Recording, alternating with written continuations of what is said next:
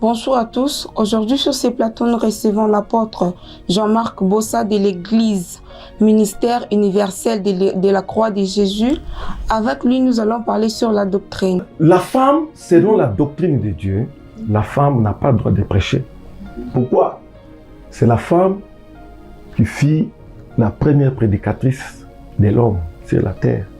Quelle a été la prédication de la femme? La femme, quand ils étaient dans les jardins, Dieu a dit, ne mangez pas, ne touchez pas cet arbre-là. Mais quand la femme, en circulant dans les jardins, en parcourant les jardins, il est allé rencontrer un autre esprit adverse, qui est différent de l'esprit de Dieu. Il a parlé avec la femme. Et la femme est venue prêcher à son mari. Adam. La prédication de la femme a fait que Adam a été écarté devant la face de Dieu. Alors cela avait créé l'amertume dans le Créateur. Il dit, la femme ne peut pas prêcher, la femme doit s'asseoir là où il y a des hommes, écouter, être à qui écouter la parole, les enseignements. Pourquoi? Parce que quand la femme prêche, elle ne fait que dérouter les choses. La science de la parole et la langue, il y a des choses différentes. Quand nous parlons du français, vous allez me parler des nuances, tout ça, parce que c'est le français. Or, la parole, c'est autre chose. La langue aussi, c'est autre chose. La parole, c'est Dieu. Mais la langue, dans d'autres termes, selon les cours qu'on a eu de la parole, je peux donner un exemple, c'est comme un habit. Tu vois, je suis la même personne, je suis en veste, tout comme je peux enlever ça, je porte des jeans, c'est toujours moi. C'est comme ça avec la parole aussi. Elle est une et dans plusieurs langues. Quand vous voulez faire quelque chose, demandez toujours la volonté de Dieu. Il est Dieu parce qu'il parle. Il est la parole. Dieu peut nous accorder de divorcer. Écoutez, si ce n'est pas la volonté de Dieu, il est souverain. Tu vois, tu peux être un homme de Dieu sans la volonté de Dieu. Vous n'avez même pas demandé la volonté de Dieu parce que le diable précipite toujours ses enfants auprès des hommes de Dieu pour arracher ce que Dieu a mis ou soit bloquer ce que Dieu veut faire avec son serviteur. Si nous sommes sur cette terre, que tu sois président de la République, que tu sois n'importe qui, sachez qu'un jour, nous allons retourner chez notre Père. Alors si tu n'as pas fait sa volonté, je sais que ce jour-là, il y aura des grincements des dents. Alors, soyons prudents parce que le loup est en train de rôder tout autour de nous pour chercher qui dévorer. Et le loup là dévore qui? Celui qui n'a pas la vraie doctrine. C'est-à-dire quoi? La parole véritable.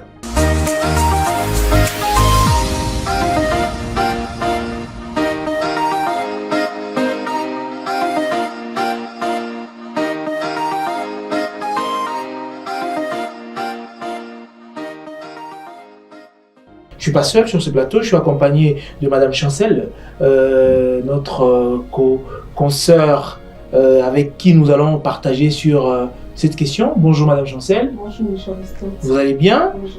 Bonjour. Apôtre Jean-Marc Bossa, bonjour. Bonjour. C'est un honneur d'avoir répondu à notre invitation. Oui.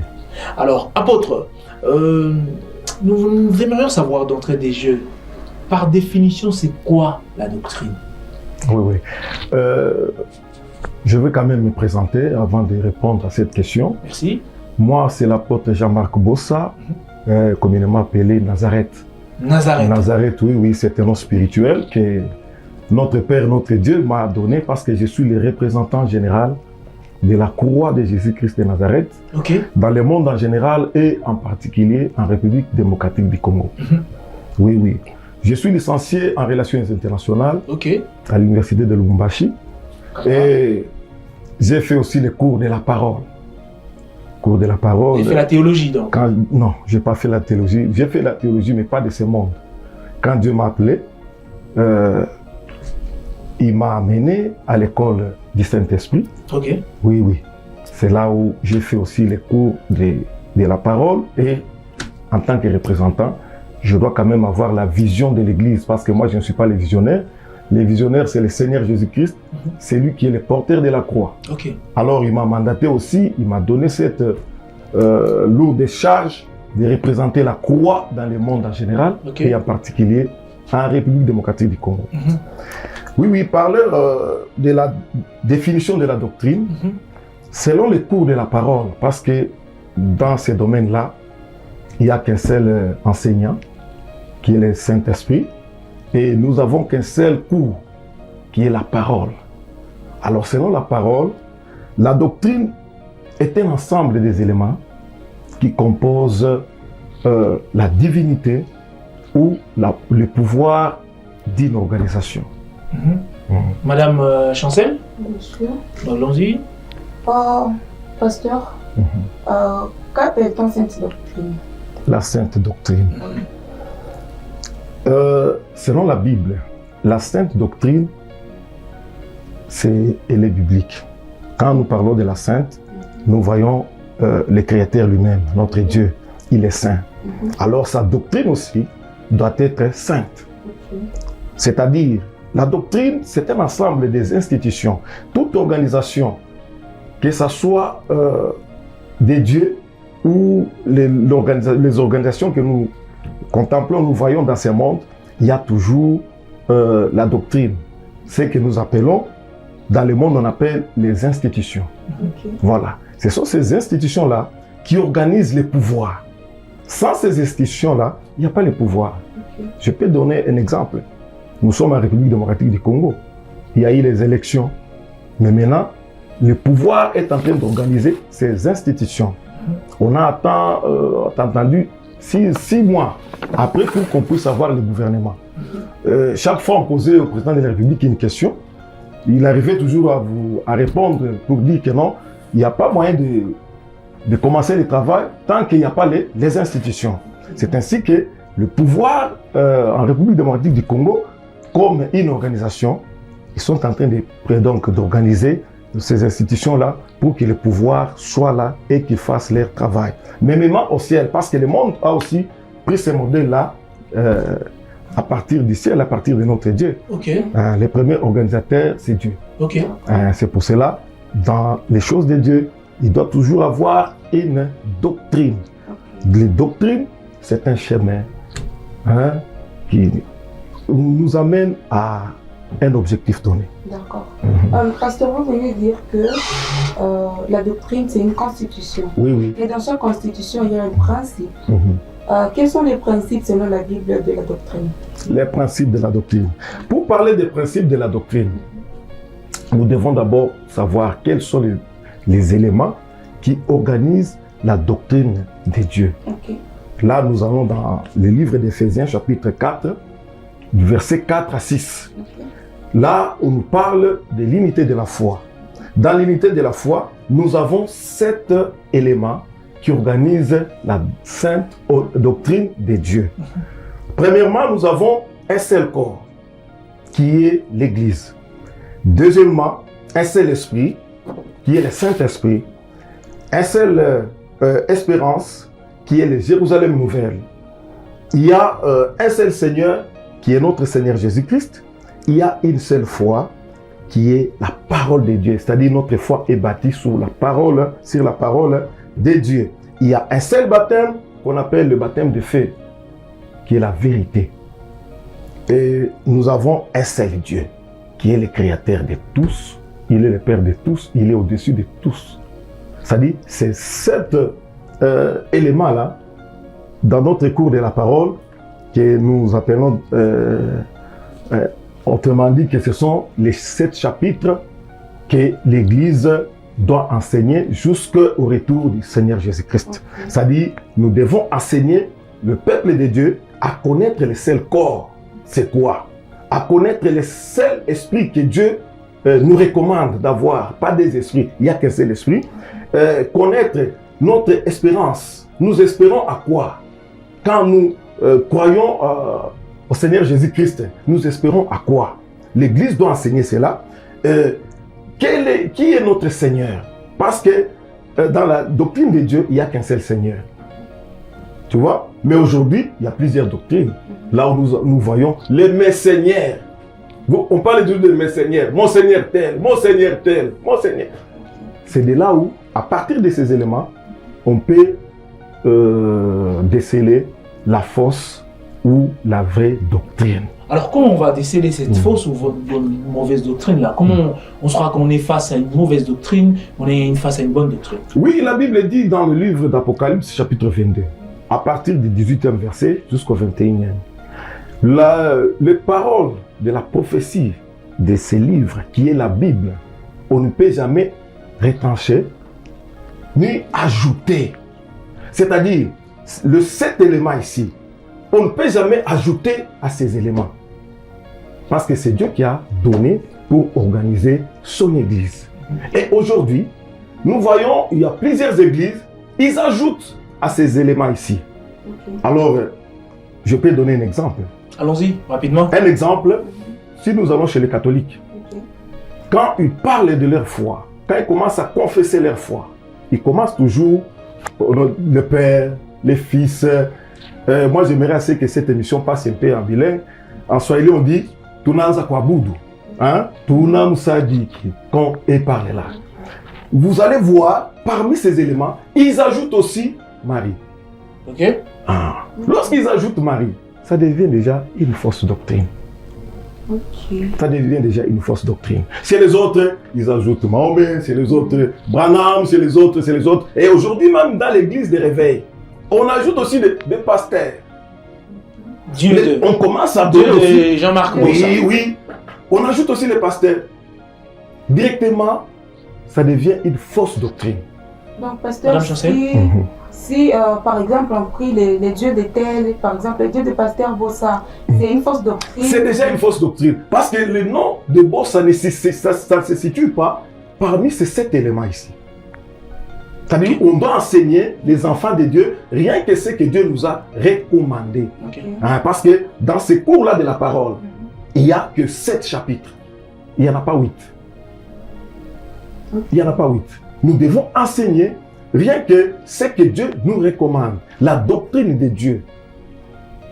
Pour que nous soyons dans le bon chemin, nous soyons dans la droiture et que nous espérons aussi un jour se retrouver dans le Jérusalem nouvelle qui est notre espérance. Merci pasteur.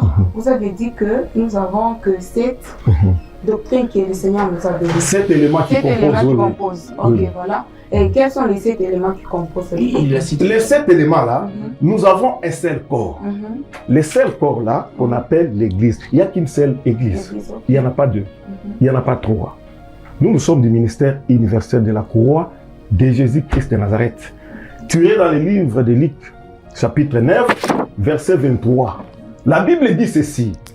Tout celui qui veut suivre Jésus, qu'il porte sa croix. C'est-à-dire, Jésus, il est sur le chemin, en train de partir. Si tu veux le suivre, tu prends aussi ta croix. Tout celui qui veut suivre Jésus. Alors, l'église de Jésus-Christ de Nazareth, c'est la croix. Christ est venu dans le monde pour porter la croix, pas pour être je ne sais qui là. Je ne peux pas citer les noms.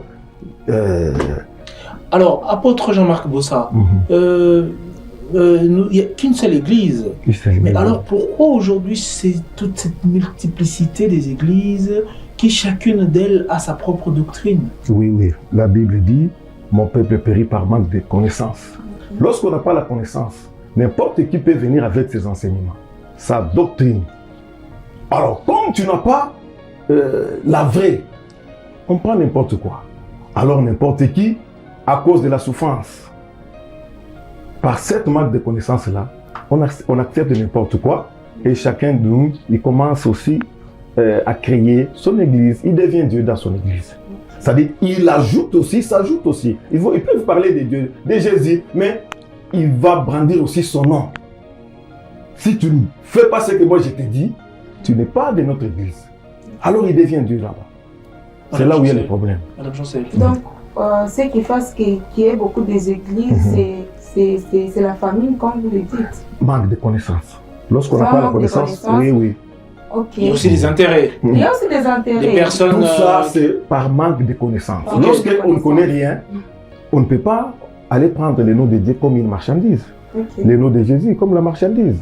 Si je brandis le nom de Jésus, j'aurai la voiture, j'aurai aussi une maison, le président va m'accepter, je serai aussi nommé, on va me prendre aussi comme un conseiller quelque part, je peux voyager à cause du nom de Jésus-Christ. Apôtre Jean-Marc Voilà. Bossa, j'aimerais que vous regardiez droit à cette caméra, Oui. que vous puissiez nous répondre, cher apôtre. Est-ce que la doctrine aujourd'hui chrétienne que vous venez de détailler accepte qu'un serviteur de Dieu fasse de la politique? D'ailleurs, la politique... Vous faites candidat, c'est pas pour rien que je pose cette question. Oui. Vous étiez même candidat à la députation nationale et provinciale. La politique n'a pas commencé avec les hommes, la politique a commencé avec Dieu. Quelle est la politique de Dieu? La politique de Dieu, c'est la politique de développement, la politique de la paix, la politique de l'unité. C'est-à-dire Dieu a fait la politique pour nous mettre ensemble. Tu vois, sans la politique, on ne fera rien. Tout ce que nous faisons dans la vie, il y a toujours une politique à l'intérieur. Alors cela n'a pas commencé avec nous, ça a commencé avec Dieu. Il n'y a aucun mal qu'un homme politique, un homme de l'église, un servant pasteur comme vous puisse faire la politique. Oui, si vous êtes envoyé, vous êtes permis par Dieu. Comment nous on saura que vous êtes permis par Dieu? Mais Dieu, c'est la parole. Il parle. Madame Chancel. Messieurs, avec le temps, devons-nous considérer que nous avons fragilisé la doctrine, vu que dans l'ancien temps, dans l'ancienne doctrine, les femmes ne pouvaient pas prêcher, mais de nos jours, les femmes prêchent. Très bien. Dans l'ancien temps, les serviteurs de Dieu ne pouvaient pas divorcer. Mais là, nous rencontrons des divorces partout. Les serviteurs de Dieu divorcent, se remarient à plusieurs reprises, plusieurs fois. Ça, c'est pas une fragilisation de la doctrine? Très bien. Oui, si on commence d'abord à propos de la femme, vous allez quand même, il ne faut pas me tenir beaucoup de rigueur à propos de ça. Allons-y, pasteur. La femme, selon la doctrine de Dieu, la femme n'a pas le droit de prêcher. Pourquoi? C'est la femme qui fut la première prédicatrice de l'homme sur la terre. Quelle a été la prédication de la femme? La femme, quand ils étaient dans les jardins, Dieu a dit, ne mangez pas, ne touchez pas cet arbre-là. Mais quand la femme, en circulant dans les jardins, en parcourant les jardins, il est allé rencontrer un autre esprit adverse, qui est différent de l'esprit de Dieu. Il a parlé avec la femme. Et la femme est venue prêcher à son mari. Adam. La prédication de la femme a fait que Adam a été écarté devant la face de Dieu. Alors cela avait créé l'amertume. Dans le Créateur, il dit, la femme ne peut pas prêcher, la femme doit s'asseoir là où il y a des hommes, écouter, être accueilli, écouter la parole, les enseignements. Pourquoi? Parce que quand la femme prêche, elle ne fait que dérouter les choses. Alors elle doit s'asseoir pour écouter les enseignements. C'est pour cela même le Seigneur Jésus-Christ, parmi ses apôtres, comme moi ici, il n'y avait pas de femmes. Mais aujourd'hui, il y a des femmes apôtres. Même ici à Lubumbashi, il y a une femme apôtre. Qui l'a baptisé? Vous êtes prêt pour un débat contradictoire avec un autre pasteur qui pourra accepter de contredire, puisqu'on a réussi quelqu'un avant vous? Moi, c'est mon boulot. J'ai été appelé pour ça. Allons-y. Nous sommes là pour sauver les âmes. Parce que là, il n'y a pas la connaissance. Nous devons mettre la connaissance pour sauver des vies. Comme c'est aujourd'hui au Congo. Nous devons donner la connaissance pour que ces pays soient développés. Madame Chancel? Pasteur, quand vous venez de dire que la femme ne doit pas prêcher, mais Jésus nous a dit d'aller faire toutes les nations mes disciples. Quand nous voyons dans Jésus a dit à qui? À la femme. Attendez, j'arrive, monsieur, j'arrive, pasteur. Il a dit allez faire de toutes les nations mes disciples. Dans les nations, là, nous voyons les femmes, nous voyons aussi les hommes. Donc, il n'a pas dit allez faire de toutes les hommes et écarter les femmes. Mais être disciple de Jésus, cela vous permet à prêcher. Non. Mais la mission que Dieu nous a donnée, c'est de faire de toutes les nations, on prêche la parole. Non. C'est-à-dire, il a envoyé ses apôtres. Après avoir enseigné ses apôtres, après avoir reçu le Saint-Esprit, il a envoyé maintenant ses apôtres aller faire toutes les nations. Mais donc il y a une nuance. Il y a une nuance là. Il y a une nuance entre être apôtre et disciple. Non, mais écoutez, c'est mon bien-aimé Aristote. La science de la parole et la langue, il y a des choses différentes. Quand nous parlons du français, vous allez me parler des nuances, tout ça, parce que c'est le français. Or, la parole, c'est autre chose. La langue aussi, c'est autre chose. La parole, c'est Dieu. Mais la langue, dans d'autres termes, selon les cours qu'on a eu de la parole, je peux donner un exemple, c'est comme un habit. Tu vois, je suis la même personne, je suis en veste, tout comme je peux enlever ça, je porte des jeans, c'est toujours moi. C'est comme ça avec la parole aussi. Elle est une et dans plusieurs langues. Madame Chancel. Ok, pasteur. Donc selon vous, la femme ne doit pas prêcher. Pas selon moi. C'est selon la doctrine, la sainte selon doctrine. la sainte doctrine. Oui, oui. Si je comprends par là, maman n'a pas le droit de prêcher. Elle n'a pas le droit de prêcher.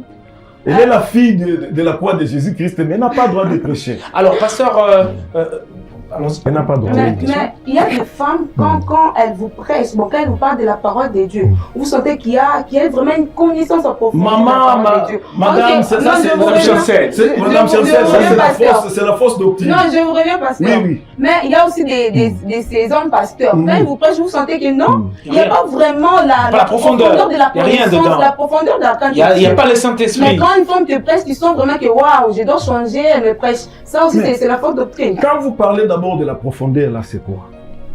Voyons la doctrine. Ceux qui nous prêchent, ils parlent de qui? Du corps qui est l'Église. Ils nous prêchent le Saint-Esprit, ils nous prêchent l'espérance, ou bien ils nous prêchent le Seigneur Jésus-Christ, la foi, le baptême, ou ils nous prêchent Dieu. C'est ça la profondeur. C'est lui qui vous prêche, il doit vous prêcher ces 7 choses ici. Quand il ne parle pas de ces 7 choses, ne me parle pas de la profondeur. Parce que celui qui est profond, c'est Dieu. C'est ça. Pasteur, dans nos églises, nous voyons les femmes entrer dans la présence de Dieu, les têtes non voilées, or que dans la doctrine, il est recommandé que la femme puisse voiler. Nous voyons aussi les femmes porter des pantalons dans la présence de Dieu, mais dans l'ancienne doctrine, il est interdit aux femmes de mettre l'habit pour hommes. Qu'est-ce que vous diriez à ça? Quand vous voyez des choses qui vont à l'encontre de la doctrine, de ces 7 éléments que je viens de vous donner, dites-vous que ça c'est une fausse doctrine. Là, soit c'est le diable, ou soit ce sont les aventures que les gens veulent faire pour se faire valoir aussi. Se faire voir que non, il a Dieu, il est de Dieu, c'est ça. Il y a aussi des pasteurs qui divorcent, ça n'oubliez pas. Ils sont hommes, ils ne sont pas femmes, ils sont hommes, serviteurs de Dieu. Comme vous venez de dire que c'est les hommes qui sont censés prêcher la parole de Dieu. Maintenant, que direz-vous de ces pasteurs-là qui divorcent, les hommes de Dieu, les apôtres, les pasteurs? Qu'est-ce que vous direz de ces serviteurs? Madame, c'est une bonne question. C'est-à-dire quoi? Quand vous voulez faire quelque chose, demandez toujours la volonté de Dieu. Il est Dieu parce qu'il parle. Il est la parole. Dieu peut nous accorder de divorcer. Écoutez, si ce n'est pas la volonté de Dieu, il est souverain. Tu vois, tu peux être un homme de Dieu sans la volonté de Dieu.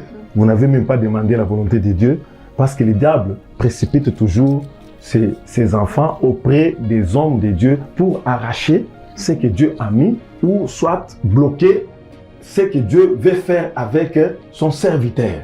Alors, quand le diable envoie ses émissaires comme ça, tu vois, cette femme-là ne donnera pas la paix à cet homme pour accomplir la mission de Dieu. Tu vois, alors Dieu étant souverain, dans sa divinité, sa souveraineté, il peut faire tout ce qu'il veut. N'est-ce pas, vous venez de dire que nous devons garder la sainte doctrine. Et là, vous venez de dire encore qu'un serviteur peut divorcer. Non, moi je ne dis pas qu'il peut divorcer. Non, vous venez de dire que si... moi je vous parle de la volonté de Dieu. La volonté de Dieu, mais si vous prenez une femme en mariage, bon, vous devez demander d'abord la volonté de Dieu avant. Mais si vous l'avez déjà dans le mariage, même si ce n'est pas la volonté de Dieu, vous devez la garder car la doctrine ne nous permet pas de divorcer. Même quand Dieu refuse. Si Dieu doit refuser avant que vous la preniez, donc vous devrez demander la volonté de Dieu avant. Vous êtes déjà dans le mariage. Non, oui, parce que... Mais Dieu refuse. Dieu vous l'écarte. Dieu, on demande le manger de Dieu, pasteur, avant d'entrer, avant de s'engager, on demande la volonté de Dieu. Mais vous vous engagez avant de demander la volonté de Dieu. Là, il n'y a pas mal de choses. Les choses se compliquent. Maintenant, ça demande l'intervention de Dieu. Oui, ça demande l'intervention de Dieu. Comme vous venez de dire que si ce n'est pas la volonté de Dieu, on peut divorcer. Donc par là, je peux comprendre que la doctrine peut être changée. Très bien. La doctrine ne change jamais. Elle reste constante. Jusqu'à ce que le Seigneur reviendra. Okay. Tu vois? Mais il est souverain. Notre Dieu, il est souverain. Nous, en tant que des humains, nous sommes venus faire la volonté de Dieu. Nous sommes en mission. Nous sommes venus faire la volonté de Dieu sur cette terre. Okay. Alors, lorsqu'il y a des problèmes, Dieu intervient. Okay. Parce pour amender. Il est le maître des temps. Et des circonstances. Il peut amender. Quand le temps vient, le temps de Dieu. Okay. Tu vois, la Bible dit, la parole, c'est un couteau à double tranchant. Okay. Ça vient séparer le père à son fils, la fille avec sa mère. Okay. Tu vois, le mal est le bien. Donc, il est serviteur de Dieu. Il a trouvé une femme qui est le mal. Et quand la parole de Dieu entre, ça va toujours séparer parce que c'est un couteau. La dame, mais n'est-ce pas que la doctrine, n'est-ce pas que la doctrine, parce qu'il n'y a qu'un seul apôtre Jean-Marc Bossa. Je reviens à votre question sur le principe. Il n'y a qu'un seul principe. Ce principe-là, c'est la vérité. Ok. Apôtre Jean-Marc Bossa, n'est-ce pas que la doctrine nous interdit de divorcer? N'est-ce pas? La doctrine? Oui. Oui. Si c'est la volonté de Dieu. Si ce n'est pas la volonté de Dieu, Dieu lui-même, il est le maître. La doctrine, le pasteur, la doctrine nous dit ceci. L'homme doit divorcer en cas où il trouve sa femme en flagrant délit. La Bible dit en cas d'infidélité. En cas voilà, j'y arrive.